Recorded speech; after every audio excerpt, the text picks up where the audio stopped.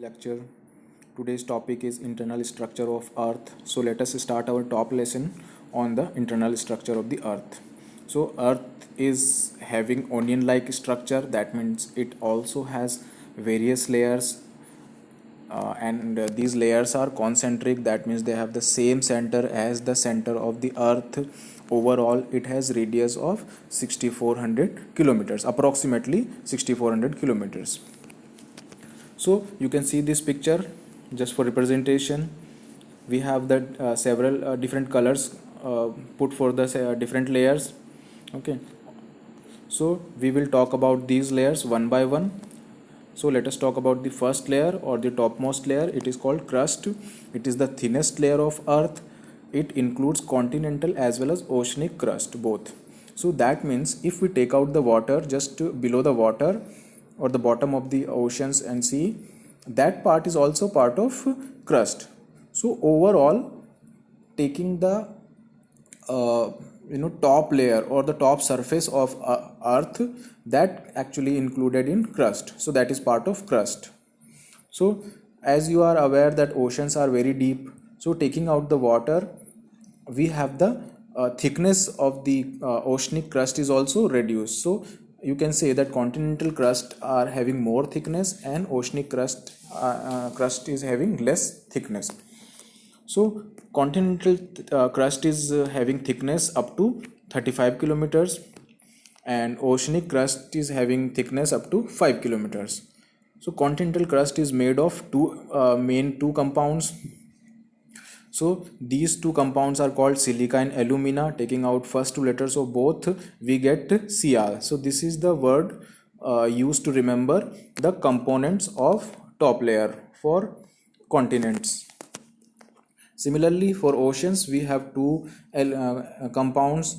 First one is silica and magnesium. So silica is common in both the portions. So here silica and magnesium. So here the word is used sima. So these are the two types of crust also. So oceanic and continental. Here is another pictorial representation of the Earth. Here we can see ocean and continent. Just below the ocean, just below the water, we have the oceanic crust, and in the, over the continent, the top surface is known as continental crust. So that can be having different shapes and shapes like the landforms. We have the different types of landforms, mountains, plateaus, and plains. So this continental crust is the top layer is having these landforms. So that is actually not very smooth. It has various shapes. So let us talk about the second layer. It is the intermediate layer. It is called mantle. So this is actually 2900 kilometers thick. So you can understand that this is very thick layer just below the crust. So this mantle is actually divided into two parts, the upper mantle and the lower mantle. So upper mantle is near to the crust, lower mantle is near to the core, which is the third layer we are going to talk about. Mantle is made of silicate rocks.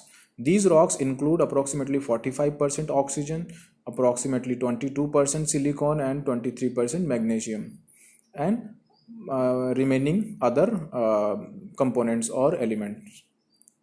So now let us talk about the third layer. Third layer is called core. It is innermost layer.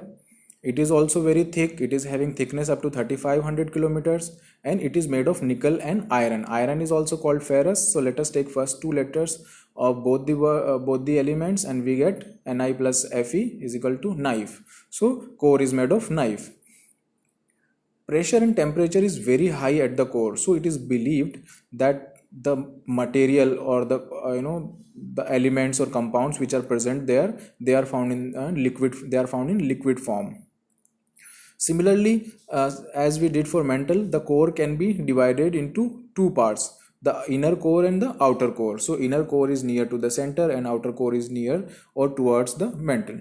So basically we can say that overall we have three main layers: crust, mantle, and core. But depending upon their thickness, we can divide these layers into 5 parts. So top part is called crust. After that we have upper mantle, then lower mantle, outer core and inner core, as you can see in this picture. And just above the earth's surface we have 5 layers of atmosphere. You might have studied it already. The top layer of the atmosphere is called exosphere, and just below that we have thermosphere, and the middle layer of the atmosphere is mesosphere, and the fourth one from top is stratosphere, and the layer just above the surface is called troposphere.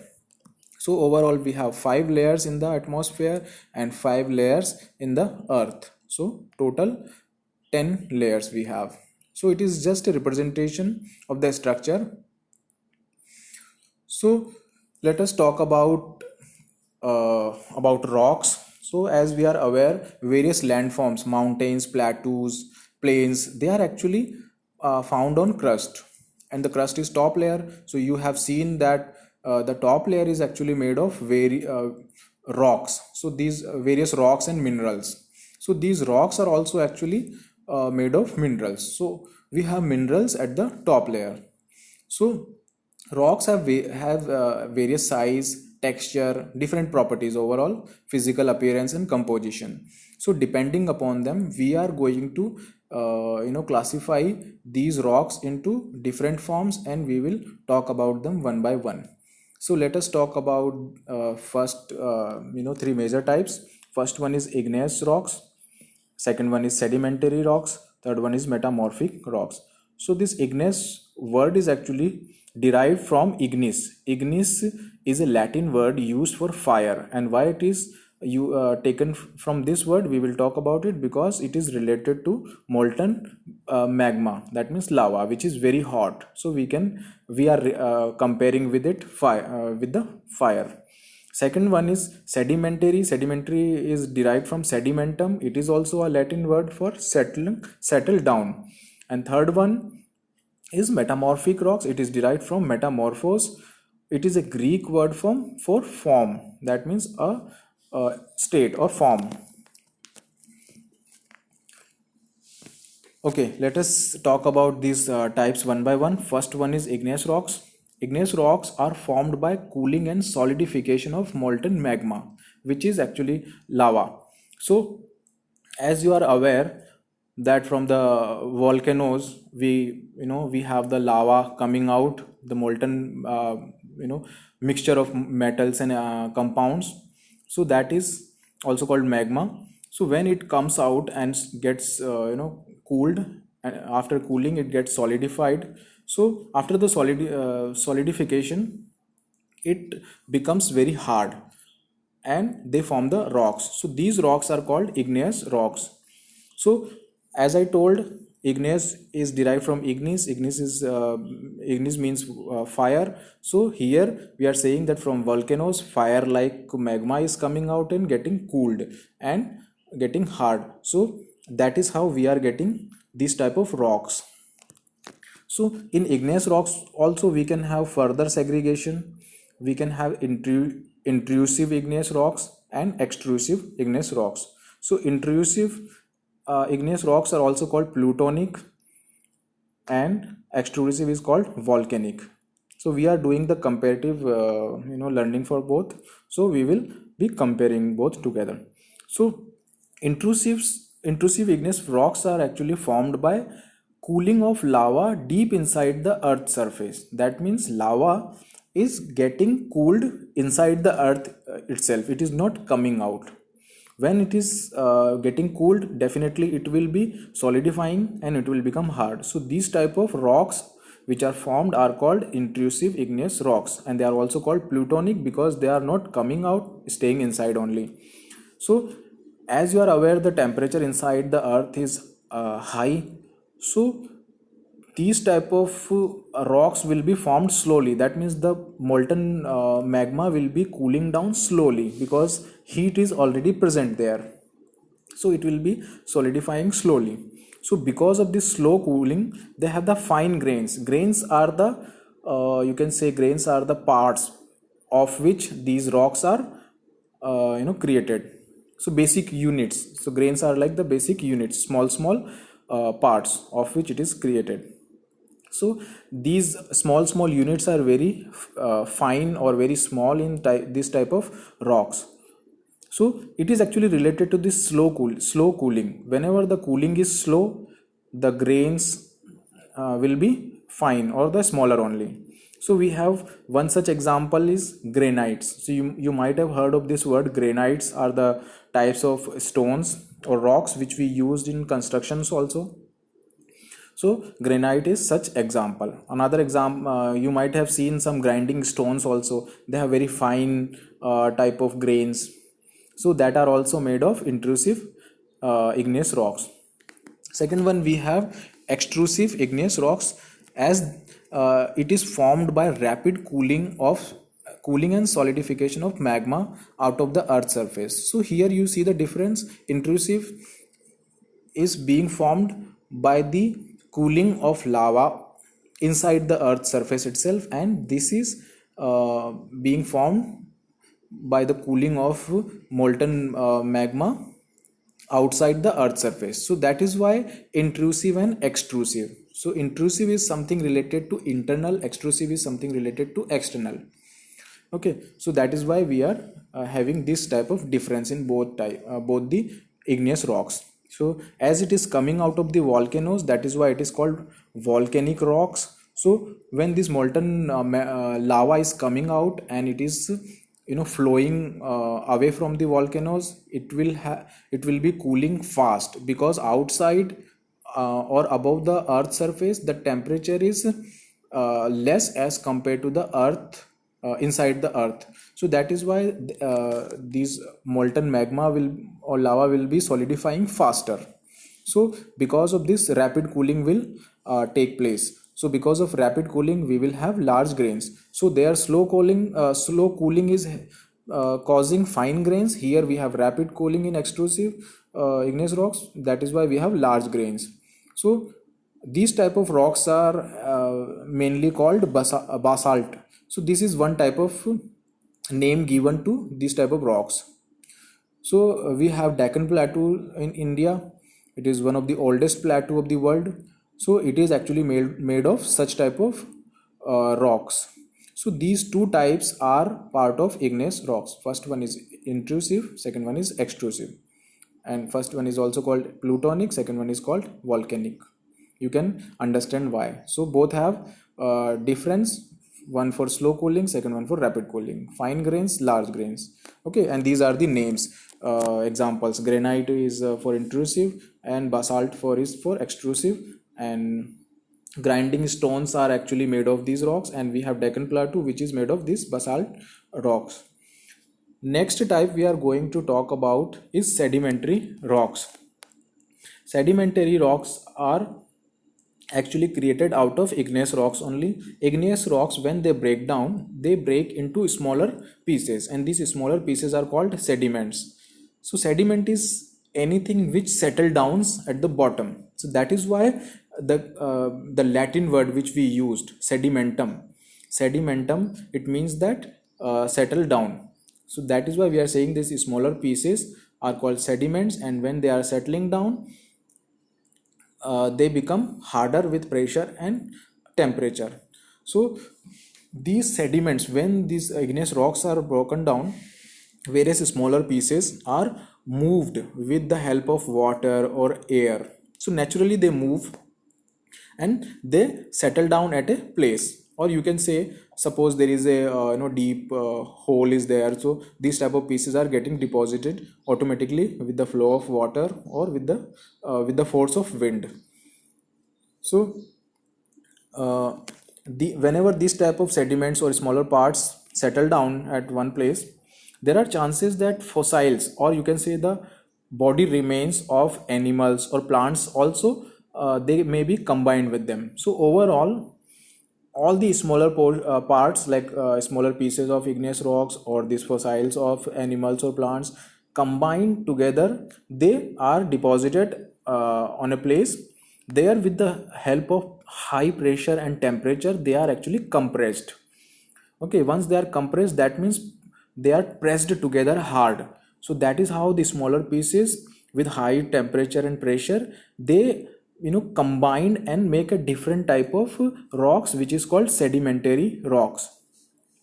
Okay, sedimentary rocks. So and examples of this type of rocks are sandstones, which is made of sand grains. So as you have seen sand, so when these grains or the particles of sand combine together, by the high pressure and temperature, they actually make a type of rocks. So these rocks are part of sedimentary rocks, and we call this type of stone as sandstone because it is made of sand grains. Okay, so let us move to the third type, which is called metamorphic rocks. So metamorphic, as you have seen, that morphos was the Greek word used for a form, that means a type of state, or a what do we say, position or something like that. So we will use this word form only. So whenever these igneous and sedimentary rocks, they change their type, they become the metamorphic rocks. So basically they are changing their types and converting into metamorphic rocks. So and here also we have application of high pressure and temperature. Because of that, these two other types of rocks change their form in metamorphic rocks. So that is why we are saying it is a special form which is being generated out of two other forms. So that is why we are saying metamorphic rocks. So these metamorphic rocks change back to lava under high temperature and pressure. Okay, when the temperature is even higher and pressure is also even higher, so these metamorphic rocks again turns into lava. Okay, and this very high pressure and temperature, as you are aware, it is found inside the earth only. That is why we say that lava is actually present inside the earth's surface. So here you can see the cycle. From lava we are getting, the lava is coming out, getting solidified, and becoming igneous rocks. In these igneous rocks are breaking into pieces, breaking into sediments, and with the help of pressure and temperature, it is converting into sedimentary rocks. Again, the sedimentary rocks or the igneous rocks, they are changing their forms into metamorphic rocks due to some reasons like pressure or temperature or some other reasons. It is changing their forms. So and these metamorphic rocks are again converting to lava, and this lava will again come out and make the igneous rocks, and igneous will make the sedimentary. So overall you see there is a flow, cyclic flow. From one form it is changing to other form, and overall there is a cycle. So that cycle is called rock cycle. So one type of rocks are changed into other types in a cyclic manner. Certain pressure and temperature conditions are responsible for these transformations. That is required because under normal circumstances it does not happen. That is why high pressure and temperature conditions are required. So the process of transformation is called rock cycle. I have already explained this: igneous rocks to sedimentary, and this igneous or sedimentary or both combined, they change their form to metamorphic rocks. This metamorphic rocks converts into lava or molten magma. This molten magma or lava again change to igneous rocks. So this is the picture to show this rock cycle. Okay, so when cooling is happening, lava is changing into igneous rocks.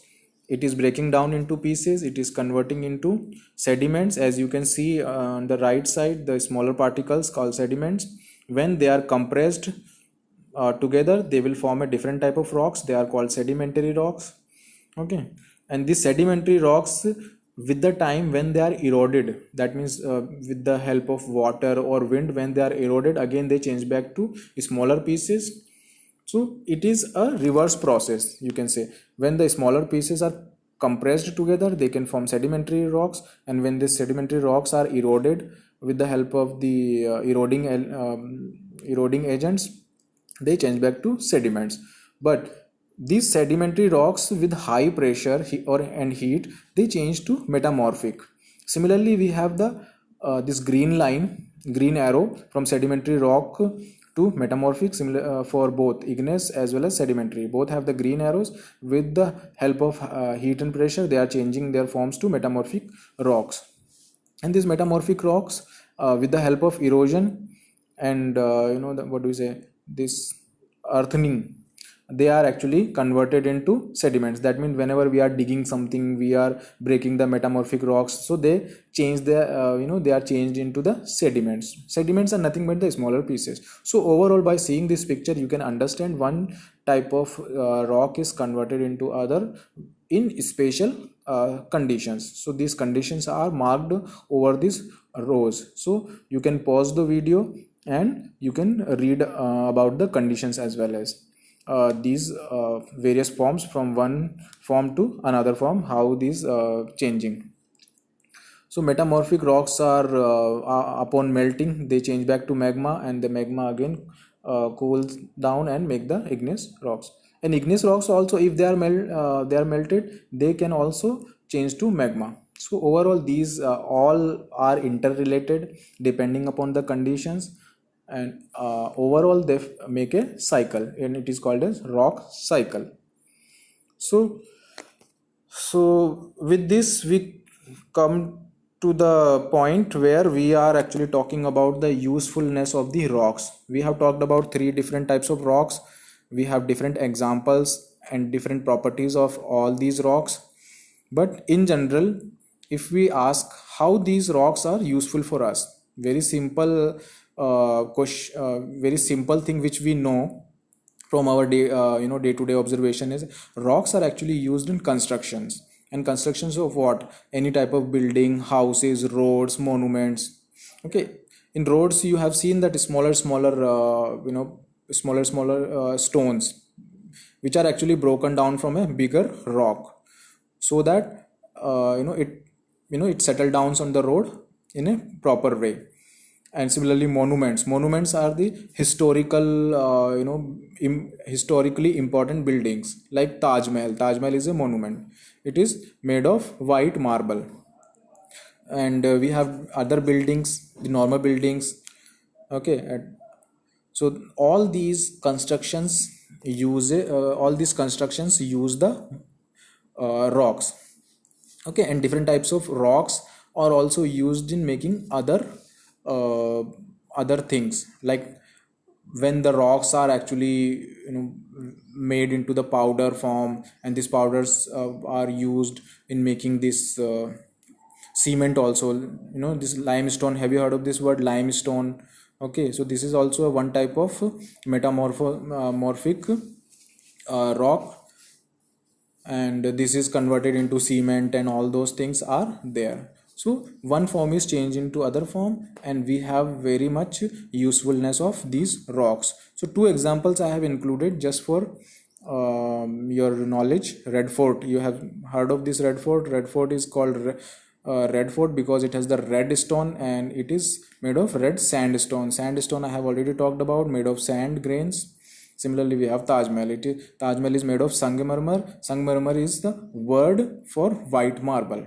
So with this, we come to the end of this lecture, where we talked about internal structure of the earth and types of stones, or sorry, types of rocks which are found on the earth, and different names, small names which are given to the composition for each layer, like sial, sima, knife, and all. Okay, so we will stop here. If you have any doubts, either you can put into comments or you can send me message. Okay, I hope you like it. Thanks for watching. Have a good day. Thank you.